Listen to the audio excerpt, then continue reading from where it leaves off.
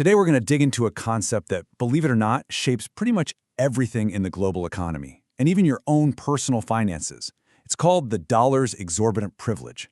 It's this wild power that lets the world's biggest borrower just keep on borrowing. We're going to break down exactly how that works.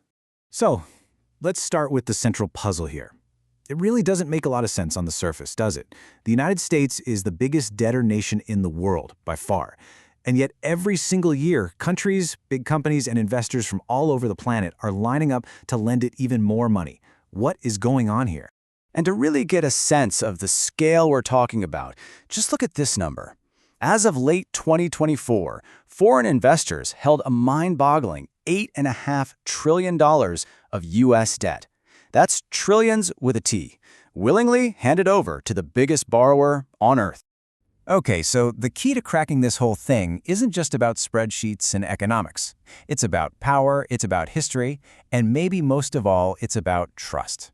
The answer has a name, and it was actually coined by a French finance minister who saw exactly what was happening and gave it a perfectly dramatic title. And there it is, America's exorbitant privilege. This one phrase, this one concept, explains how the US dollar became the foundation of the entire global financial system and all the incredible advantages that come along with that status. So what is it exactly? Well, put simply, it's all the perks the US gets just because the dollar is the world's default currency.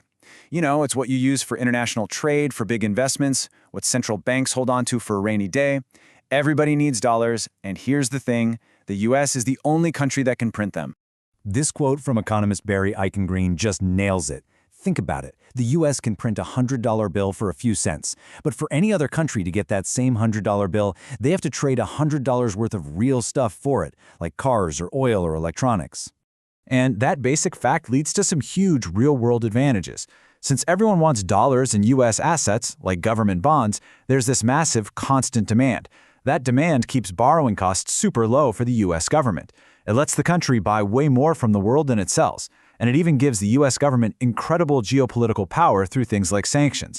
Now, this system didn't just pop up overnight. It was designed back in 1944 at Bretton Woods, where the dollar was tied directly to gold, making it the world's anchor currency. But by the 60s, other countries, especially France, were getting pretty fed up. That's when they coined the term exorbitant privilege, and in 1965 even sent their navy to New York Harbor to cash in their dollars for gold bullion. All that pressure eventually led President Nixon to cut the dollar's link to gold in 1971. But, plot twist, instead of collapsing, the dollar's dominance actually grew even stronger. So that brings us to the big question. Who exactly is bankrolling this system? Who are all these foreign lenders holding trillions in U.S. debt? Let's follow the money. First, a little perspective, because this might surprise you. While foreign holdings are absolutely massive, they only make up about 30% of all publicly held U.S. debt. The other 70%, the huge majority, is actually owned right here at home by institutions like the Federal Reserve, pension funds, and everyday American investors. Now, if we zoom in on that 30% foreign slice, the top three holders as of late 2024 are Japan, China, and the United Kingdom. Japan is at the top of the list with over $1 trillion. And you always hear about China owning U.S. debt, but they've actually been cutting back on their share in recent years, which is pretty interesting. It's also really important to know that this foreign money isn't all the same. It comes from two different kinds of places. A little less than half is what we call official holdings. That's foreign governments and their central banks buying U.S. bonds. But the majority, almost 56%, actually comes from private foreign investors. We're talking companies, banks, and individuals just looking for a safe place to park their cash. And that idea of a safe place is everything.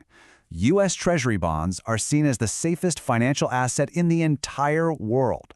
But, and this is a big but, this very success has created a brand new, very modern problem. So here's the twist. The global economy is growing like crazy, right? You've got these huge pools of cash from big institutions and massive savings from emerging markets, and all that money is desperately looking for safe things to invest in. The problem is, the world's demand for these safe assets is growing way faster than the US government is creating them. We've got a global shortage of safety. And of course, economists have a name for this. It's called the new Triffin dilemma. It's this paradox where the world needs the US to issue more and more debt to keep the whole financial system stable, but there's a limit to how much debt the US can take on without creating huge problems for its own economy down the road. So if the U.S. government can't supply enough safe assets, what fills the gap? Well, the private financial sector steps in. This shortage of official safe stuff is what fueled the explosive growth of what we call shadow banking. As the supply of safe government bonds kind of flatlined, the financial world started creating its own, supposedly safe, but totally unregulated, assets to meet that huge global demand. This led to a boom in things like mortgage-backed securities, the exact kinds of complex, risky products that were at the heart of the 2008 financial crisis. Okay, I know this all feels very high level, very global finance. But this exorbitant privilege and the world's thirst for safe assets have a direct, and I mean direct, impact on your wallet. Here's exactly how the chain reaction works. All that intense global demand for U.S. bonds keeps their interest rates, what investors call yields, artificially low. And since banks use those treasury yields as the benchmark for basically every other kind of loan, that discount gets passed straight to you. The bottom line? It means lower interest rates on your mortgage, on your car loan, even on your student loans. And hey, don't just take my word for it, it's a direct connection. This report from the University of Virginia's Darden School of Business puts it plainly. When the rate on the 10-year Treasury bond changes, the rates for everyday Americans move right along with it. The exorbitant privilege is literally helping to keep your borrowing costs down. So we're living in a world that is built from the ground up on the dollar's special status. It's a system that has, in effect, subsidized American borrowing for decades. But as the world changes, as other powers rise, we're left with a really big question. This privilege has shaped our world for 80 years. But what happens if it ends? What happens to the global economy and to your wallet if it all goes away?